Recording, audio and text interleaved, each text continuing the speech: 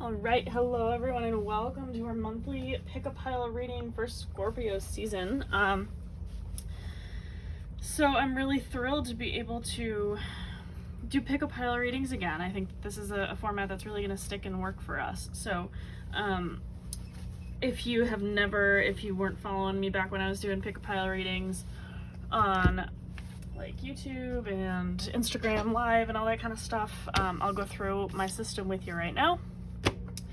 Got my deck of cards. This is the Weaver Tarot from Threads of Fate. This is a really great deck. I love it so much. I'm going to go ahead and pick 3 crystals. So I'll walk you through, and each reading I'll just do live. So you can choose which crystal resonates most with you based on intuition, based on like, oh, this one's pretty, or it's calling to me, or the color is what it's making me feel joy, or, you know, whatever sits well with you. I'll pick 3, and then we will go ahead and have 3 different piles that you can choose from. Whichever crystal you feel called to, that's your reading.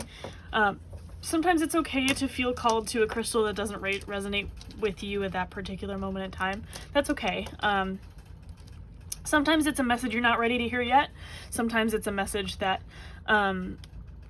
is something that will resonate for you later on in time. Sometimes it just needs time to sink in a little bit. It could be all sorts of things. If there's a different pile that's resonating more with you, that's also okay. So just let this feel really freeform and really open. And I want this to be a healing space for everyone. So just enjoy, and please take this with a grain of salt. It is a general reading. So take what you need and leave what you don't, please. If these aren't resonating for you this week, that's okay. I also always encourage folks to book a personal private reading with me if they feel like they need extra guidance. So my website is hicatherinerose.com. You can book readings there, and if you are at the High Priestess or the World tier, you do get a free monthly mini reading with your subscription. So check your email for that discount code, and you can book your full mini reading at my website and do that a little bit more personally and get some more personal energetic insights. So we're gonna do our Scorpio season pick a pile. I'm gonna adjust my camera just a titch. I've been having some camera issues with my tripod, so I'm hoping and praying that we're in a space where I can just actually see what's going on. It keeps drooping, so I think I just need to tighten the screws, but that's okay. I've got like my electronics and workspace happening all in the same space, so just bear with me. I'm hopefully gonna try and get this fixed by the next video because it's infuriating me. All right, I'm gonna go ahead and choose our crystals. And I do this intuitively with my eyes shut, so sometimes they represent something, sometimes they're just nice to look at. They're just good like little visual markers. All right, this is yellow obsidian. That's number 1. This is an amethyst. Number 2. And this is sapphire. Ooh, this lapis sphere always likes to just run away. Okay, so that's our 3 readings. Go ahead and take a moment. I'm gonna apologize for volume real quick right here. Just wait till we're done here. Okay. Now we're good. Okay, so go ahead and meditate on these 3 stones real quick. Just kind of let your spirit guide you to whatever's calling you the most right now. Take some deep breaths, deep, really grounding breaths. Breathing in through your nose, out through your mouth. Find what's energetically calling to you most in this moment. It's okay if you're not finding one right away. That might mean none of them are calling to you. You can just watch and be entertained. But if one of these is really calling to you, listen. We're gonna go ahead and get started. So we'll start with the yellow obsidian with group 1. And these are gonna be pretty quick, rapid fire readings. Deck's backwards. This is our kind of monthly general readings. These are not supposed to be very in-depth, just kind of a little bit of guidance to move forward in your week with. Let's start with the 7 of Cups. Week, oh my god, month. 8 of Cups reversed. The Sun reversed. And the 5 of Wands reversed. A lot of reversals here. Okay, let's break this down a little bit. So the 7 of Cups. This can be a card that alludes to lots of different options, a lot of mental fog, a lot of confusion, right? So when we see the Seven of Cups come up in a reading, I automatically kind of think overwhelm. Being overwhelmed is kind of that theme that runs through that card. So we see Seven of Cups and we see someone who is struggling to decide what to do, where to go, struggling to take ownership of their spiritual development, right? This could also be someone who's facing a lot of different paths forward and maybe is not feeling particularly jazzed with any of them. The Eight of Cups reversed next too. We got the 7 and then the 8 immediately after, but this one's reversed. The way that I read reversals is upright card would be external energy and reversed would be internal. So this 8 of Cups kind of coming right after the 7 is a little bit more of a, how do I put this? Like, it's a little bit of like walking away from what doesn't serve you, right? So you turn down whatever option is not working for you in this moment, and that is a perfectly valid and actually really healthy response. Reversed though, internally, I feel like you're feeling a deep sense of like wanting to just throw your hands up and give up. And I feel like the Sun reversed here is kind of a reminder not to do that. It's almost kind of telling you off. The energy that I'm getting from this card, the Sun reversed, is very like reprimandy. It almost feels like, bitch, you are enough. Like, pull yourself together because you have what you need to succeed. You are so worthy. This is like really like affirmation, but in the way of like a cool aunt or like something like that, or like a really cool role model or public figure would just like slap you upside the head like, what the fuck are you doing, like meddling around, twiddling your thumbs, like you have work to do, you are so capable. And then the Five of Wands reversed actually is kind of like internal conflict where you're like, yeah, I hear you, but also like, what if it fail? And like, what if this goes wrong? And I guess the question there is like, what if you fail? What happens then? Like, actually ask yourself that. And if you're comfortable with that worst case scenario, then do it anyway. And even if you're not comfortable with it, like if you fail, what's your backup plan? Like, what does that look like?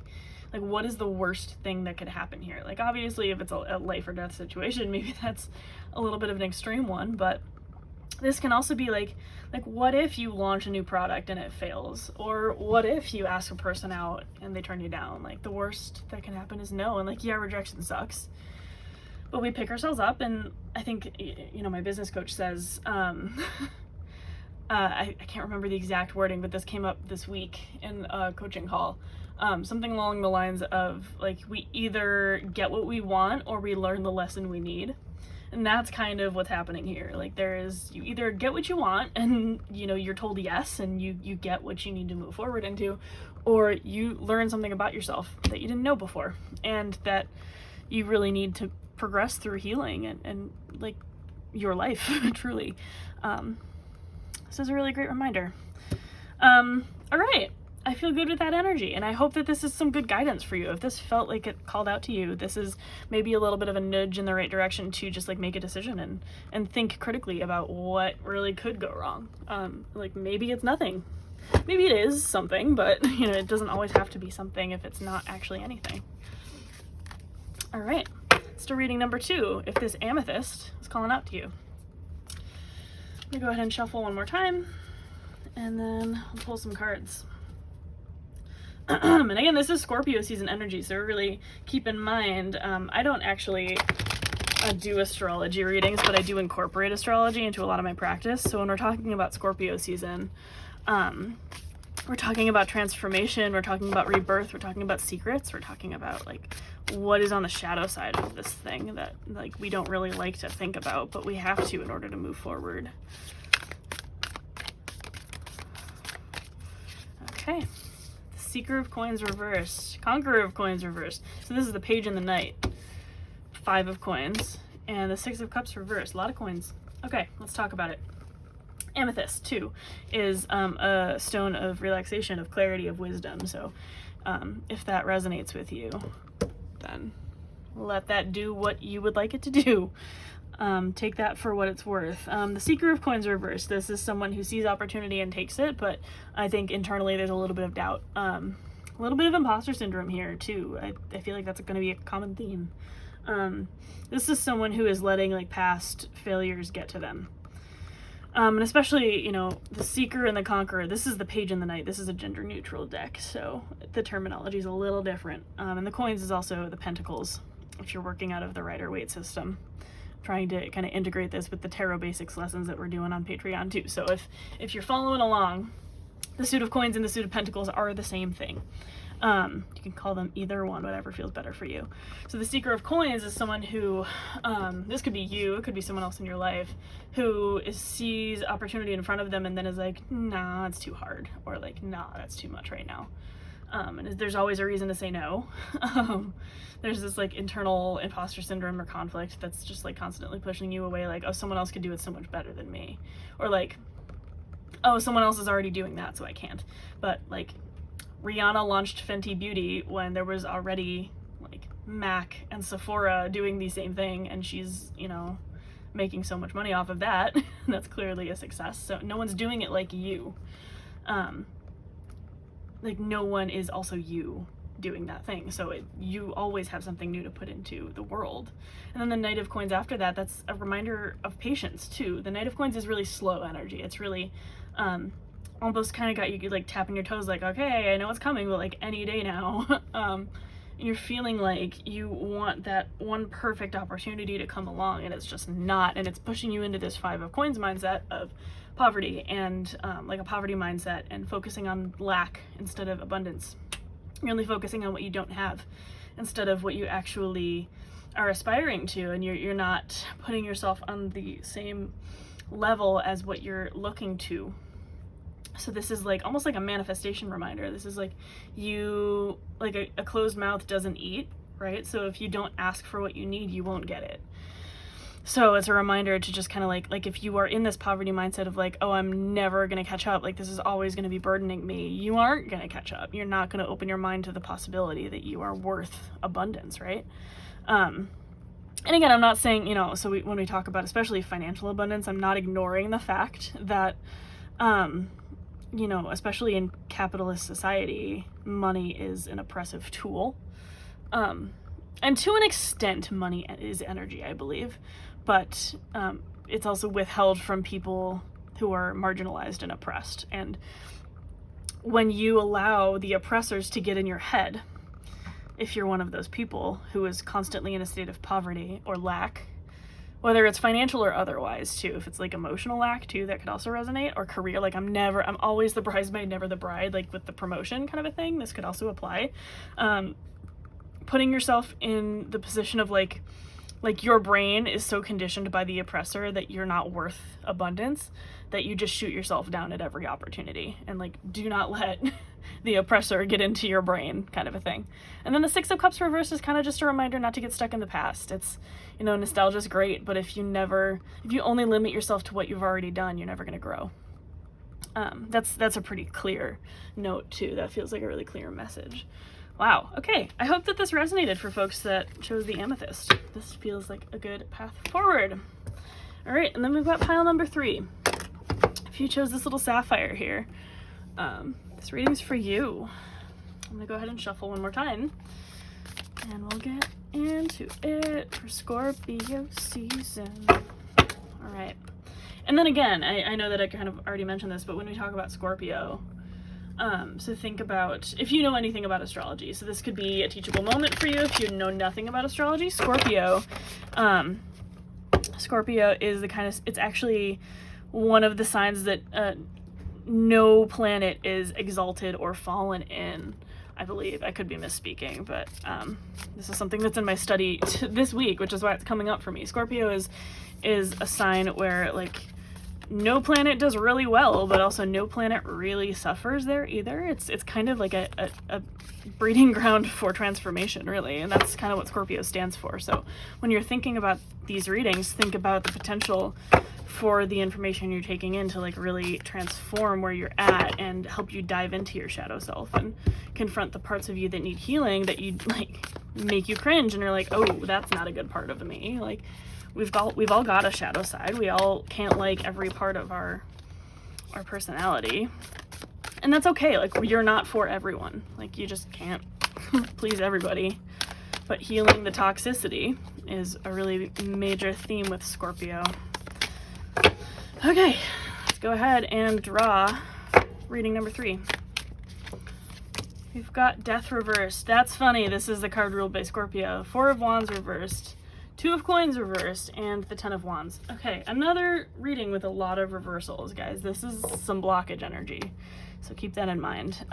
So Death reversed, this is internal rebirth. When I see death come up, it's almost never literal unless there's like a really extenuating circumstance. Death is rebirth in a way that's like fresh start, new cycle, renewal, like just leave what doesn't serve you and start fresh. But reversed, it's often like very identity focused. It's very internal. It's very, you could be realizing something about your self-identity. So for me, what resonates is like queerness. So if you go through the questioning phase and you realize something about your identity you didn't know before, that's not, it doesn't mean that it wasn't always there. It just means that you maybe were in a different mindset where you weren't able to conceptualize that for yourself. That's just one example. It doesn't have to be that, but you're realizing something about yourself that you realize was always there. It's always been present. It's just maybe not something you paid attention to before. And now that you are aware that it's there, you can really fully embrace it going forward. 4 of Wands reversed is a reminder to celebrate more. Like, this does not have to just be painful. Identity realization, this can also go for like spiritual awakening or like religion. If you're going through like a questioning phase in terms of your religious beliefs or like your spiritual beliefs and you're not really sure what to believe anymore, this is a reminder that like not all of this has to be painful. You can celebrate the realizations as much as you can grieve what you've lost. Like it can be a duality kind of a deal. Whew. That's a fun one. And I think Wands too is also, it's noteworthy that that's a fire ruled suit, the Wands. So this is kind of like chuck everything in a bonfire and dance around for a little bit. Like, stop worrying about what the s'mores station looks like and just have fun. 2 of Coins next to it too is interesting because the 2 of Coins is all about balance, and this is reversed. So this is like you're spending so much time in the internal realm focusing on this rebirth that you're forgetting to like care for your body. Coins, Pentacles and Coins are the same suit, like I mentioned, but it represents like the physical realm, like body, home, career, family, finance, like physical world, very much like grounded. It's an earth sign ruled suit. So we're talking about like grounding in like physically earthy kind of vibes. So 2 of Coins representing balance is almost always balance in the physical realm and reminders to like care for yourself. Especially paired with the Wands, we've got fire and earth. This is like, yeah, do the celebrating, but also like pave a path for yourself to succeed and like build up a support system. So like if I'm going to use the queerness example because that's what resonates for me. This doesn't have to apply to you, but you can use the same context in your situation. So like if I'm thinking about coming out, I'm going to build a support network of people that I can go to in case it goes wrong or in case people aren't receptive to that. And you know, that's happened for me in several times in my life coming out. But that's one example, right? So if you're going to do something that's going to change the way that people see you or even just change the way that you view yourself and move through your life, you have to build up a support system that's going to allow you to care for your basic needs while you're going through that very high level spiritual change. And 10 of Wands too is a reminder to just like set down the stress once in a while. Like, you don't have to be in worry mode all the time. You don't have to just like constantly focus on the negative and constantly put yourself down. You can kind of spend some time like getting past what's burdening. And like sometimes you don't realize how heavy the thing you're carrying is until you set it down. And you're like, oh my God, I feel so much lighter.